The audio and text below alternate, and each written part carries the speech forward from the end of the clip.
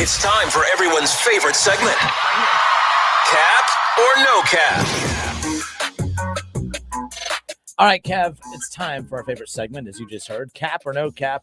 For those watching on YouTube and the Justin Kinner Show Facebook page, there you see the rules at the bottom. Cap or no cap. Cap equals lie. No cap equals true. Yes, sir. It's that simple. I put a cheat sheet on there. I have a cheat sheet for me, but I wanted one for the listeners, for the viewers on YouTube and Facebook. So there you go. I'm all about giving people, making it easy for everyone. Absolutely. No one does that for me, though. I don't know why. I wonder why.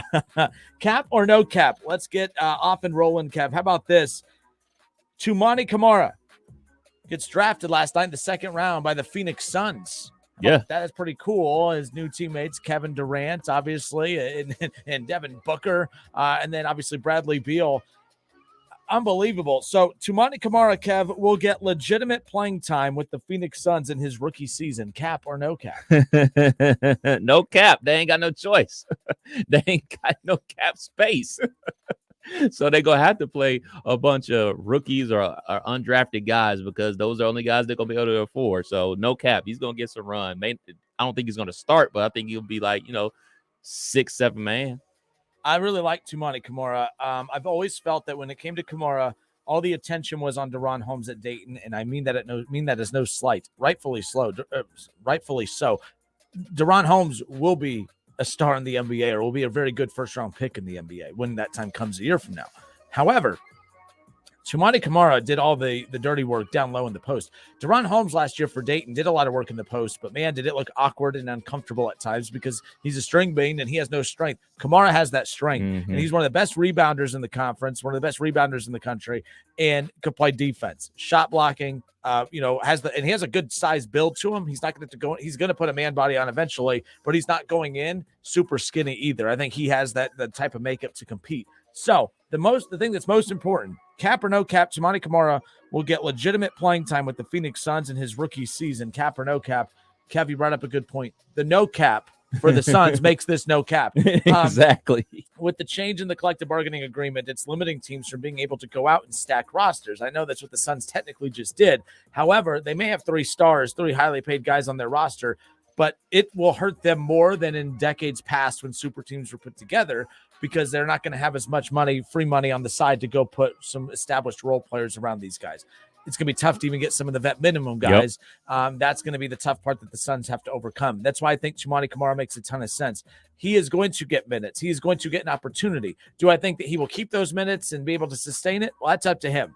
Let's be real. If he wasn't a Dayton Flyer, we're not talking a lot about second-round picks, because second-round picks late in the second round like this one usually don't pan out as much. Right. There are second-round stars. Let's not act like that's not the case. Yeah. But Jokic. Yeah. But Camara is a guy that I think is being drafted into the perfect situation. He's not being drafted by a team that's going to count on him to be the guy, but he's going to have the opportunity to be the guy. How many times you watch these veteran-led teams of stars, and then it's the rookie that we're talking about? Norris Cole did that back in the day with the Miami Heat. It was all about LeBron James, Dwayne Wade, Chris Bosh.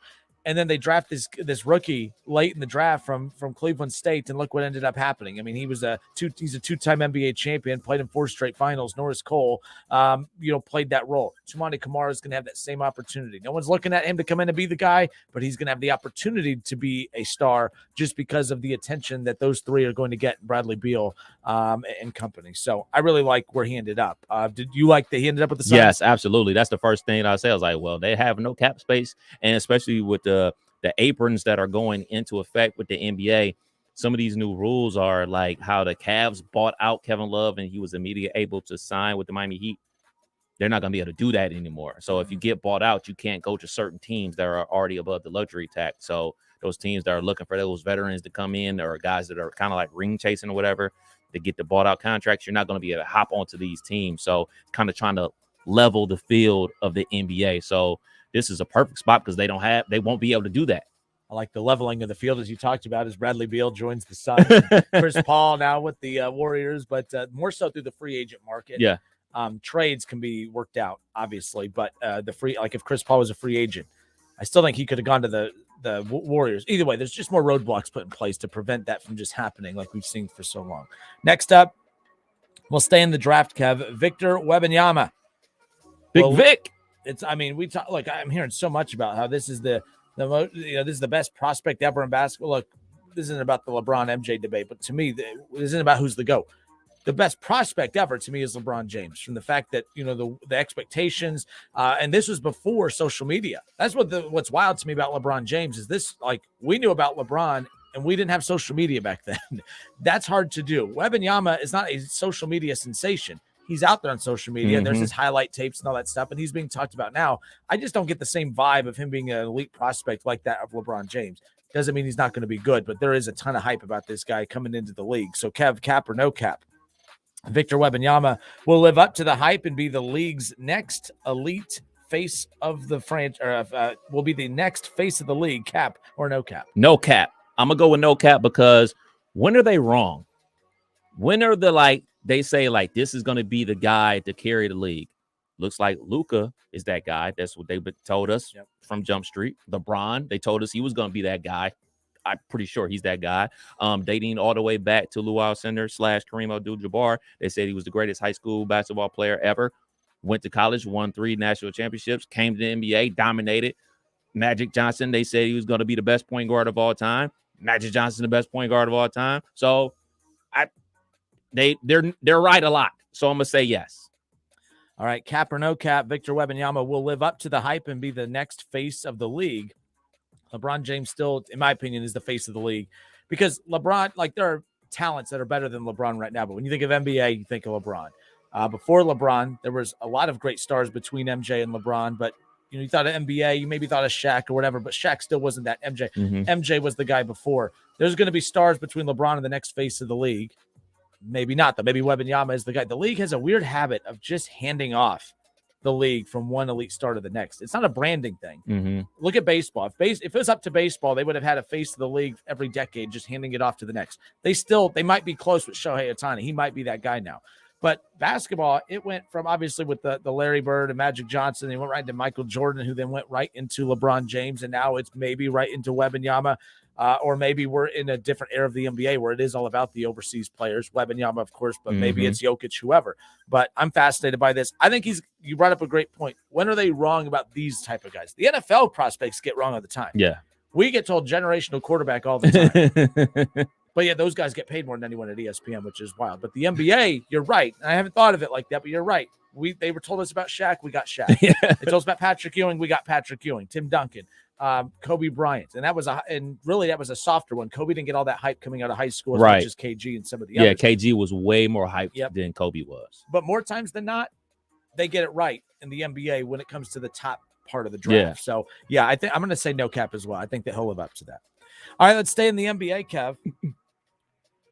Former Dayton Flyer Obi Toppin will be traded this offseason. Cap or no cap?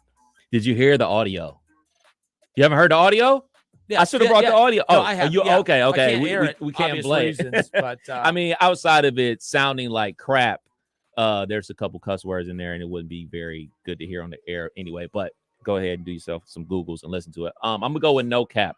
I think that it's time for him to get up out of there, and also I think they can get something for him. I think people see the impact that he can make on the team, especially like I'm not necessarily saying like, oh man, get him to Golden State or get him to the Phoenix Suns and he's going to be that piece to put him over the top. But we've seen guys like Obi go to the right situation, like Aaron Gordon got into the perfect situation playing with the Denver Nuggets. Him playing that 4 spot next to Jokic, like, hey man, I'm a super athlete. I'm a very good defender. I'm a basically sit in this dunker spot, and you're going to have to do something. Either you're going to guard a dude that doesn't miss from the free throw line, or you're going to go double him, and he's going to drop it to me, and I'm going to dunk it on somebody's head. So getting him in the perfect situation like an Aaron Gordon is, I think his career could blossom. What that perfect situation is, I'm not sure. Maybe it's a situation out there with Sacramento, with those guys out there, because he could serve as that guy, because Sabonis is kind of like a quote-unquote poor man's Jokic. I think that would be a good spot for him out there in Sacktown. Sacramento is kind of a hidden gem right now because they've been so bad for so long. But, if it wasn't, I mean, they were the best team in basketball record-wise, and they're number 1 seed out of the West, and everyone's talking about Jokic and all that stuff. Or no, they weren't the one. They were the 2 seed. Two. But them and the Nuggets had a lot in common where they played hard from the beginning of the season to the end. Like there was no like player resting and stuff. Right. You might have some injuries there, but Mike Brown did a heck of a job with them. So with this, so if you're just catching this, former Dayton Flyer Obi Toppin will be traded this offseason, cap or no cap. I am going to say cap. Now, I've been the one every time the season ends saying, oh, Obi's going to be traded this offseason. Obi's going to be traded. But did you see what the Knicks did last night? Signed his brother, right? Undrafted free agent signing a 2-way contract with the New York Knicks is the brother of Obi Toppin, Jacob Toppin, who, of course, I think he had went to Rhode Island originally before transferring to Kentucky. Yep. We thought he was going to transfer from Kentucky at one point, ended up staying and having a very good year there. I found that to be very interesting. We know how brothers are used as pawns a little bit in these situations to kind of keep people happy, appease people. We saw that with another Dayton draft pick, a lot of Dayton draft picks piling up in the Anthony Grant era. But Kostas Antetokounmpo. Now, that wasn't a bad draft pick, but that was, people were using him to try to lure Giannis when that time comes. And that's why there's two Antetokounmpo brothers on Milwaukee to keep him happy. I think that's what this is. I think the Knicks are going to try and find a way to make this work, but I think it's one more year. But I do think he could be traded at the deadline next year. I don't think Obi's traded this offseason. I will say I think he's traded at the next trade deadline if we don't see an increase in minutes. That's when most deals are done. So, if he was going to be traded, I think he would have been traded before the draft yesterday to be a part of a package that would have got picks in return or whatever. But I think Obi will be traded, just not this offseason. So I'm going to say cap. He will not be traded this offseason, but I think he will be traded at the deadline if the minutes aren't up to where he wanted them. And Jacob, the chances of him being a legitimate Knicks guy on the roster every day to keep him happy, I don't think that's going to happen. But you got Brunson, you got Quickly. Yep. I don't know, man. Yep.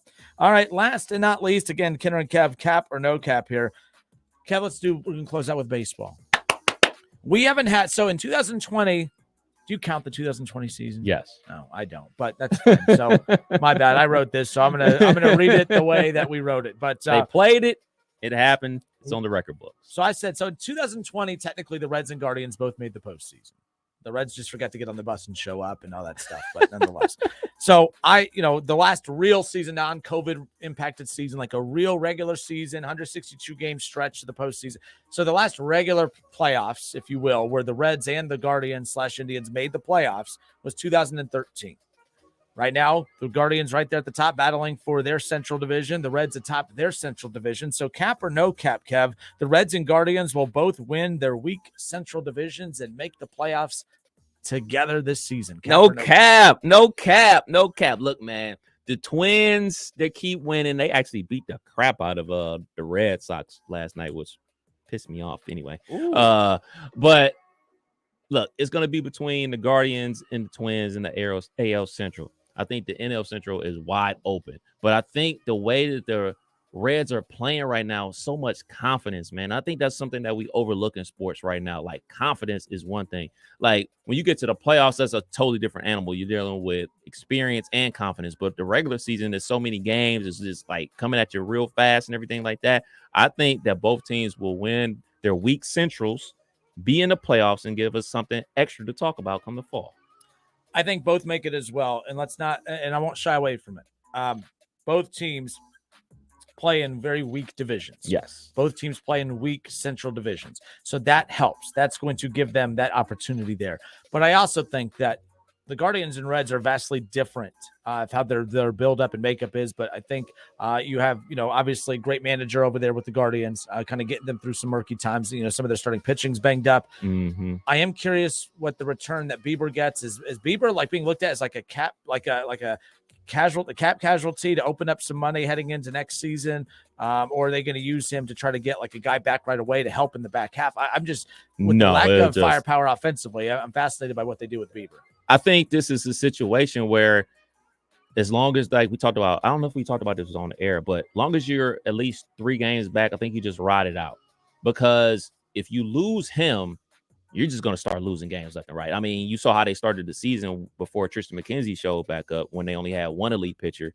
Then you'll be back down to one elite pitcher, and you'll see how the rest of the season will go. Yep. You got to have both McKenzie and Bieber to even have a chance to make the playoffs. So if they're like 2 games back or even 2 games ahead, I think they just ride it out and see what happens. Justin Kinner, Kev Nash with you here on 1410 ESPN Radio, cap or no cap. And we'll read some of your responses around the corner, but always reach out on Facebook and drop those in the chat section, ESPN Dayton's YouTube channel. There you go. All right. Cap or no cap, like we do every single Friday, but also on Fridays, we jump into, we actually meant to get to this yesterday, but ran out of time. It's list season. Yes, sir. It's list season, and that means it's time for us to rank various position groups within the National Football League, because that's what we do in June. Is, by the way, we're heading into July here in about a week, which is just crazy. Top 10 NFL running backs. We're going to talk about the top 10 NFL running backs. Kev will give you his top 10 running backs. I'll give you mine. Let's have a little fun, and I want to hear from you guys of who should be in the top 10 running backs list. Who would you have there? We'll take a look at Kev's list and my list, and we'll compare them to yours. Let's have a conversation. Kenner and Kev, 1410 Wing AM list season, top 10 NFL running backs coming up next.